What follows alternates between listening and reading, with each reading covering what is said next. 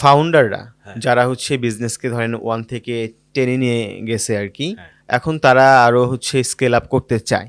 So কি কি ভুলগুলা করে আপনি যদি একটু পয়েন্ট করে করে বলেন, এবং ওখান থেকে বের হয়ে আসার জন্য কি কি করা দরকার, একটু কুইক টিপস টাইপের যদি আমরা জানতে খুবই চাই। ফাস্ট বলি, মানে একদম টপ অফ মাইন্ডে যেগুলো আছে। ফার্স্ট ভুল যেটা করে সেটা হচ্ছে প্ল্যানিং, মানে সে কি এখন গ্রো করার জন্য রেডি কিনা সেটাও অনেকে জানে না। ওকে। কারণ সে আগে গ্রোথ জানিতে যায় না, সে কিভাবে বুঝবে হুম। গ্রোথের জন্য কি লাগে? টাকা লাগে। গ্রোথের জন্য কি লাগে? প্ল্যান লাগে। গ্রোথের জন্য কি লাগে? টিম লাগে। গ্রোথের জন্য কি লাগে? রোড ম্যাপ লাগে। আমি আগামী 3 মাসে কেমনে চলবো, আগামী 6 মাসে কেমনে চলবো, আগামী 12 মাসে কেমনে চলবো, এটা একটা প্ল্যান লাগে। ওকে। আপনার গ্রোথটা দেওয়ার জন্য আপনার অপারেশনস কি রেডি কিনা, আপনার যে জাম্পটা দিবেন এই জাম্পটা কি কত দ্বিগুণ করার জন্য, না 3 গুণ করার জন্য, নাকি জাস্ট 20% বাড়ানোর জন্য, এটা একটা প্ল্যান করতে হবে। আপনার এক্সিস্টিং টিম দিয়ে আপনি নেক্সট গ্রোথ জার্নি শুরু করলে 2 মাস টিকতে পারবেন না 3 মাস টিকতে পারবেন, এরপরে নতুন টিম লাগবে, সেটা কেমনে বানাবেন? এর জন্য অনেকে হয় শুরু করে তারপর ফুস করে বন্ধ হয়ে যায়, কারণ টিম আর কি করতে পারছেন, নিতে পারছেন, তখন আবার টিম স্কেল করে, আবার গ্রোথই করে, একটা হারমোনি থাকে না। সো আপনাকে আগে প্ল্যান করতে হবে যে আমার এই টাকা আছে, এই টাকা দিয়ে আমি 6 মাসে এই করবো, আপনার কাস্টমার অ্যাকোয়ার করবো, বা আমি গ্রো করবো, আমার ওইখানে ওয়্যার হাউস বাড়াবো, বা আমার প্রোডাক্ট রেঞ্জ বাড়াবো, আমার ডেলিভারি লোক বাড়াবো, অ্যান্ড আমি মার্কেটিং এত পরিমাণ অর্ডারও আনতে পারবে।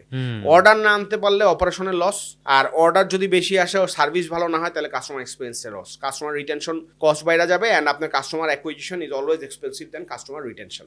সো মেইন জিনিস হচ্ছে 1 নাম্বার হচ্ছে কি প্ল্যানটা ভুল করে না, আই উড সে যে প্ল্যানটা করতে পারে না। So you need to talk to people who have done this.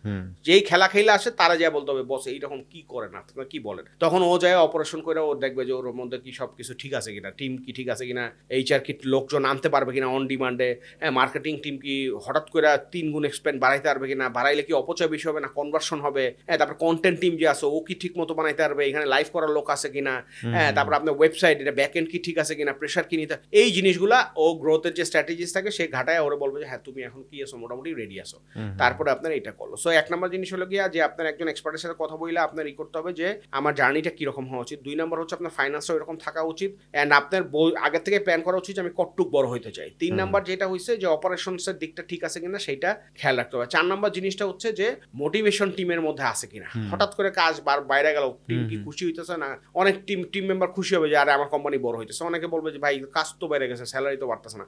So এই যে জিনিসটা, এই সিনক্রোনাইজেশনে আপনার জিনিসটা থাকতে হবে। আর একটা জিনিস যেটা হইতেছে সেটা হচ্ছে যে আপনি করার পরে কম্পিটিশনও কিন্তু একটা লাভ দিবে, ওইখানে আপনি আবার এই কিনা যে কম্পিটিশন যদি একটা চাল দেয় সেটারে আপনি আবার নিউট্রালাইজ করতে পারবেন কিনা, আপনাকে আগেই বুঝতে হবে যে আমি যদি এটা করি তাহলে সাথে সাথে ও এটা করবে। এখন আমার পকেটে আছে 2 টাকা, ওর পকেটে আছে 5 টাকা, ও কিন্তু কিছুদিন আবার কি করবে, বার্ন করা শুরু করবে যে আমি যাতে মইরা যাই। তখন আবার আমি মাঝে মাঝে কম্পিটিশনে টক্করও দিতে হবে, আবার মাঝে মাঝে চুপচাপ থাকতে হবে। ওরা দেখবেন যে ও উড়ায় ফেলতেছে, ইটস লাইক অ্যামেজিং, আপনার কম্পিটিটর সেল করে উড়ায় ফেলাইতেছে, আপনার কিন্তু স্ট্রং হয়ে থাকবে যে না আমি এইটা লস করে করবো না, যা করবো সাস্টেনেবল গ্রোথ হইতে হবে। সো এরকম মাঝে মাঝে স্ট্রংও থাকতে হবে। আবার মাঝে মাঝে you have to send out the message to your competitor যে ভাই তুই করছিস তো কি হয়েছে, আমিও করতেছি। সো এইরকম এইটা ইটস আ ডাইনামিক থিং, এমনি হবে না। এর জন্য আপনার একটা সাথে একটা সঙ্গী বা একজন মেন্টর বা একজন কেউ লাগবে যে আপনারা বলবে হ্যাঁ ঠিক আছে এরকম করো না, এটা বেশি করার দরকার না, এটা করো। কারণ ইয়াং থাকলে ফাউন্ডার অনেক সময় ওভারওয়েলড হয়ে টাকাও খরচ করে ফেলা যায়, যে আমি দেখাই দিমু, এই দেখাই দিমু জিনিসটা কিছুটা আপনার টাফনেস থাকতে হবে, আবার ব্যালেন্সও থাকতে হবে আর কি। আচ্ছা ভাইয়া, হ্যাঁ, আমরা গ্রোথ নিয়ে কথা বললাম, বাট কোনো কোনো সময় কিন্তু হচ্ছে আপনার একটু সংকুচিতও করতে হয় অপারেশন, ওই সিগন্যালটা ফাউন্ডাররা কিভাবে বুঝবে? বিশাল বড় একটা জিনিস এইখানে কেন, মানে এটারে বলে যে পিচ পাও হইতে হয় মাঝে মাঝে। আমার একটা প্র্যাকটিক্যাল এক্সাম্পল দিই। চালডাল আমরা ঢাকাতে ছিল, তারপর আমরা 7টা সিটিতে গ্রো করি। 7টা সিটিতে we were like getting like প্রত্যেকটা ধরেন চিটাগাঙে ছিলাম, রাজশাহীতে ছিলাম, খুলনাতে ছিলাম, যশোরে ছিলাম, আপনার সিলেটে ছিলাম, হ্যাঁ, এই নারায়ণগঞ্জে ছিলাম, সব জায়গায় ছিলাম। তারপর যেটা হইলো সেটা হচ্ছে যে হঠাৎ করে যে ফান্ডিং ক্রাঞ্চটা আসলো, ওই যে বড় ফান্ডিংটা যে আমাদের ওইখান থেকে আসলো না, তখন আমাদের যেটা করতে হয়েছে যে তখন আমার সাথে আবার আমাদের একটা মানে একটা ছোটখাটো ফাইট বলবো, আমি বলবো যে দোটানা হয়েছে। তখন আমরা বললাম যে এত হাজার হাজার কাস্টমার অ্যাকোয়ার করছি রাজশাহীতে, সিলেটে, হ্যাঁ, নারায়ণগঞ্জে, এগুলা যদি এখন বন্ধ করে দিই, এই যে খরচটা করছে এটা তো লস। তো তখন founder has to take that. Founder জানে যে ব্যাংকে কত আছে, ফাউন্ডার জানে যে আসলে পারবে কিনা। তখন ফাউন্ডার ওইখানে যেটা হয়েছে আমরা এটাই করছি যে না, এখানে প্রত্যেকটা ওয়ারহাউস যদি 10 লাখ 15 লাখ টাকা করে মাসে লস হচ্ছে, এটা যদি 1 বছর কন্টিনিউ করে আমাদের 4-5 কোটি টাকা বের হয়ে যাবে। সো এইটা এখন আমরা করতে পারবো না, কেন নেক্সট ফান্ডিং আসবে কিনা সেটাও আমরা জানি না। সো তখন যেটা করতে হয়েছে যে we had to take a back foot, যে না এখনো আসলে ওইখানে পেনিট্রেশন ইন্টারনেটে এত হয় না, অর্ডার প্রফিটেবলের জন্য লাগবে 400 450, কিন্তু অর্ডার অর্ডার হচ্ছে 200-250 ইটসেলফ ইজ অনেক বড় অর্ডার একটা শহরে। অনেকের তো দিনেও মানে 200 অর্ডার হয় না পুরো বাংলাদেশে, তাদের ওখানে একটা সিটিতেই 200-250, কিন্তু তারপর ওইটা ওয়াজ নট প্রফিটেবল। তখন we had to take a decision যে না ঠিক আছে, let's take a back foot.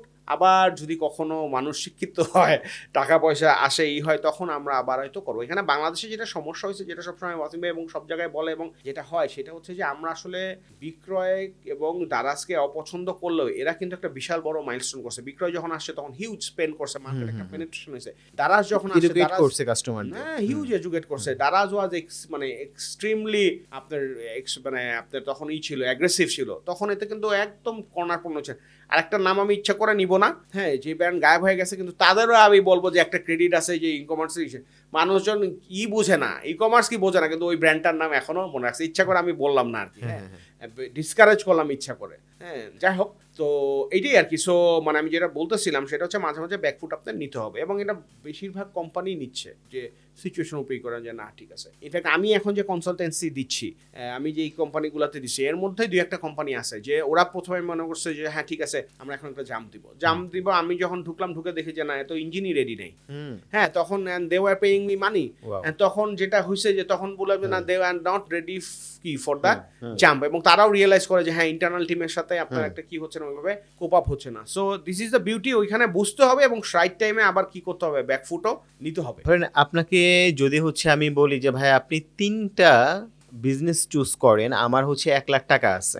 Talking about 1 lakh টাকা থাকলে কি ব্যবসা করা উচিত আমারে যদি বলেন, তাইলে আমি তো বলবো যে 1 লাখ টাকা থাকলে আমি আমার নিজের স্কিলের উপরে ইনভেস্ট করব, যে আমি এটা শিখবো। এইটা শেখার জন্য আমি আমার 1 লাখ টাকাটা বা 50,000 টাকাটা কি করবো, ইনভেস্ট করবো, আর বাকি 50,000 টাকা দিয়েও মনে করেন যে আমি আরো কিছু শিখবো। হ্যাঁ, এটা হলো গিয়ে মেইন জিনিস, সবচেয়ে আগে হলো গিয়ে স্কিল ডেভেলপমেন্টটা করা। আর তা এখন ধরেন যে আপনি বললেন যে ভাই 1 লাখ টাকা খরচ করছি, স্কিলও শিখছি, এখন কি করবো? এখন আপনি সবচেয়ে আগে দেখেন যে আপনার আত্মীয় স্বজন, বন্ধু, ভাই, ব্রাদার এর মধ্যে কেউ সোর্সিং এ আপনারা হেল্প করতে পারে কিনা, যে প্রোডাক্ট ফাইন্ডিংস এর জন্য। প্রোডাক্ট ফাইন্ডিংস এর মেইনই কি, মেইন হচ্ছে একটা হলো মার্কেট টুকটাক ডিমান্ড আছে ভালো, আর একটা হচ্ছে যে প্রফিট আছে। প্রফিট মার্জিনটা ইজ সবচেয়ে ইম্পর্টেন্ট। প্রফিট মার্জিনটা থাকলে বলে না অনেক সময় যে কেনায় জেতা, ওইটা যদি আপনি এনশিওর করতে পারেন যে আপনার মার্জিন আছে, তখন অনেক এক্সপেরিমেন্ট করা যায়, অনেক করা যায়। হ্যাঁ, আপনার মানে সেল কম হইলেও আপনার মনে করেন যে দিন শেষে আপনার একটা করা যায়। সো ওই রকম আপনার একটা ভালো সোর্সিং খুঁজে, যেটা প্রফিট মার্জিন আছে এবং যেটা আপনি ধরেন আজকে 50টা করলে, কালকে 100টা করলে, তারপর 200টা করলে, 300টা করলেও সাপ্লাই চেনটা আপনার স্মুথ থাকবে, সেই রকম একটা ব্যবসা আপনার কি করা উচিত। এইটা হলো আগে একটা জিনিস। আর একটা জিনিস হচ্ছে কি, এখন সবাই ডিজিটাল মার্কেটিং এজেন্সি করে, আর আমি এটা আসলে খুব বেশি এনকারেজ করব না, কিন্তু আপনি যদি একজন স্টুডেন্ট হন এবং আপনি যদি মার্কেটিং শেখা থাকে, তাহলে ছোটখাটো কমার্স অনেকেই আছে যারা এই বুস্টিং টুস্টিং এগুলো কিছু বুঝে না, তাদেরকে টুকটাক দিয়ে আপনার হাতটা পাকাইতে পারেন। হ্যাঁ, যে আমি আমার ছোট্ট একটা নিজের একটা সোলো 1 পার্সন এজেন্সি আমি একটা করে ওদেরকে শিখালাম, আমিও শিখতেছি, ওদেরকেও শিখালাম, তখন কাস্টমারের সাথে ওইভাবে কথা বলেও আপনি জিনিসপত্র করতে পারবেন। এখান থেকেও অনেকেই কাজ করতেছে।